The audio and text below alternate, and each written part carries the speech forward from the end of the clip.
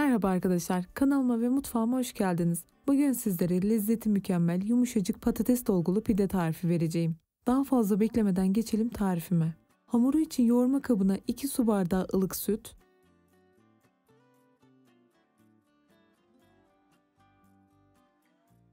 1 paket instant maya, 1 yemek kaşığı şekeri alalım, çırpıcı ile karıştıralım.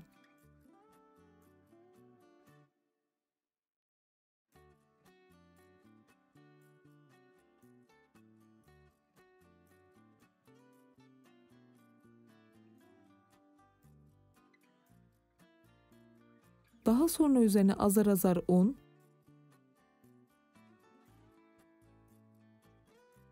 ve 1 çay kaşığı tuzu ilave ederek hamurumuzu yoğuralım. Toplamda 4 su bardağı un kullandım. Ele yapışan yumuşak bir hamur elde edelim.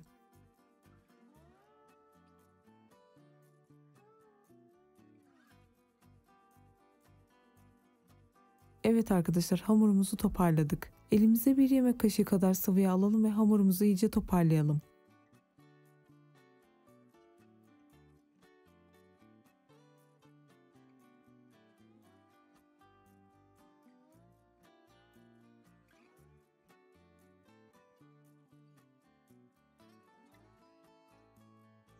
Evet arkadaşlar, hamurumuzu yoğurduk. Üzerini streç filmle kapatarak mayalanmaya bırakalım.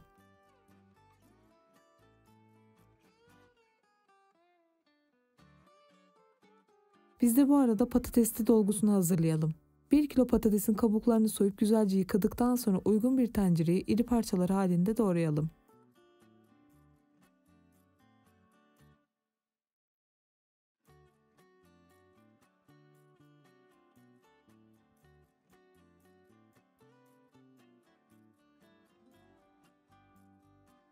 Patateslerimizi doğradık. Patateslerimizin üzerine geçecek şekilde su ilave edelim.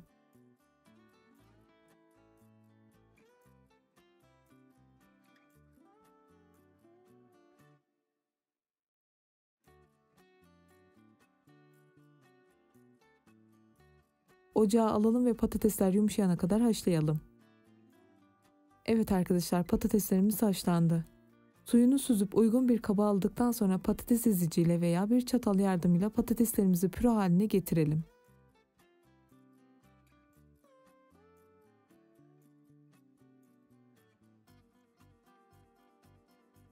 Patateslerimizi ezdikten sonra yarım su bardağı ılık sütü yavaş yavaş ilave ederek ezmeye devam edelim.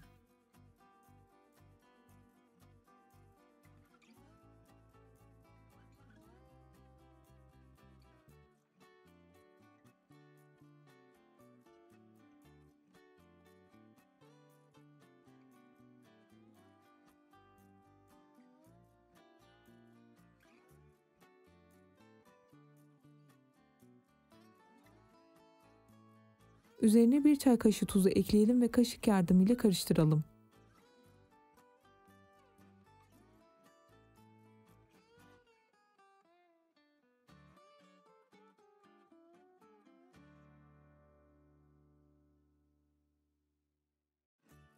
Son olarak üzerine rendelenmiş kaşar peyniri ekleyelim.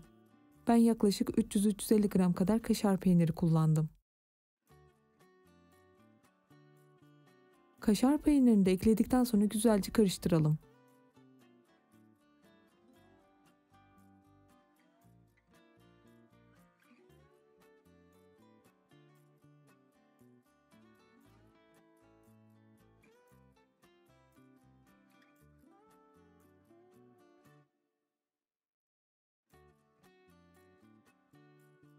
Evet arkadaşlar, patates dolgumuz hazır. Kenara alalım. Evet arkadaşlar, hamurumuz mayalandı. Üzerini açalım. Hamurumuzun havasını alalım.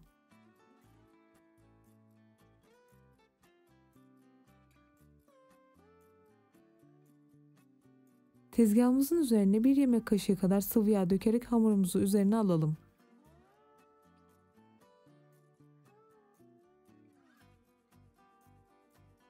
Katlaya katlaya hamurumuzu rulo haline getirelim.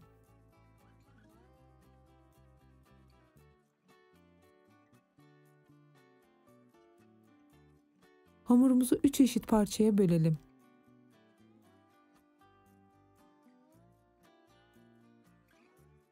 Daha sonra hamurlarımızı bezeleyelim.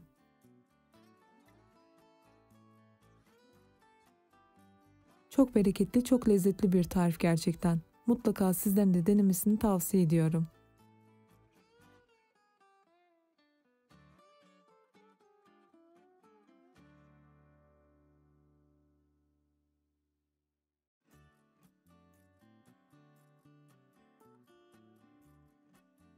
Evet arkadaşlar, bezelerimizi hazırladık. İç dolgu olarak hazırladığımız patateslerimizi bezelerimizin büyüklüğünde hazırladıktan sonra pidemizin yapımına geçebiliriz. Bezemizin birini alalım. Elimizle bastıra bastıra açalım.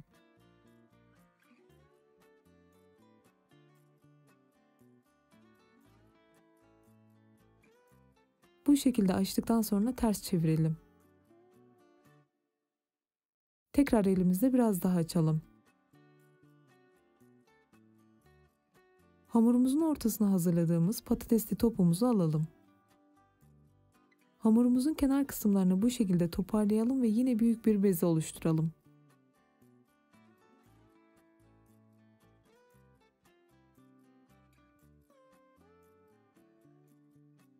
Hamurumuzun uç kısımlarını birleştirdikten sonra elimizle iyice yapıştıralım. Elimizle hafif hafif bastırarak büyütelim.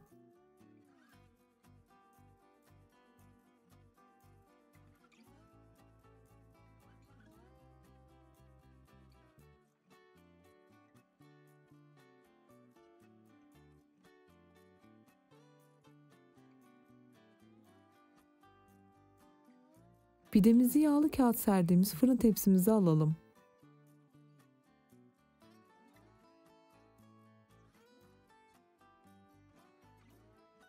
Biraz da burada büyütelim. Açma işlemini bitirdikten sonra çok fazla kabarmaması için ortasına delik açalım.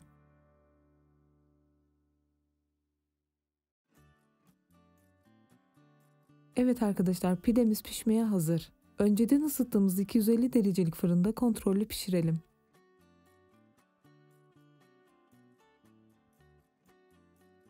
Evet arkadaşlar, pidemiz pişti.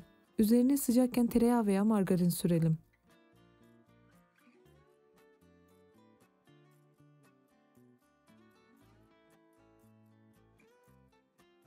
Diğer pidelerimizi de aynı şekilde hazırlayalım.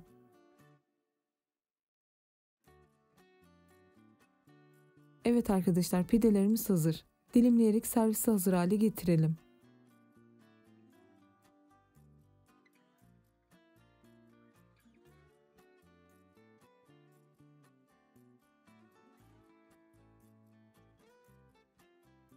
Yumuşacık, mis gibi oldu. Deneyeceklere şimdiden afiyet olsun. Videolarımdan haberdar olmak için kanalıma abone olmayı ve bildirim zilini açmayı unutmayın. Birbirinden lezzetli tariflerde görüşmek üzere. Hoşça kalın.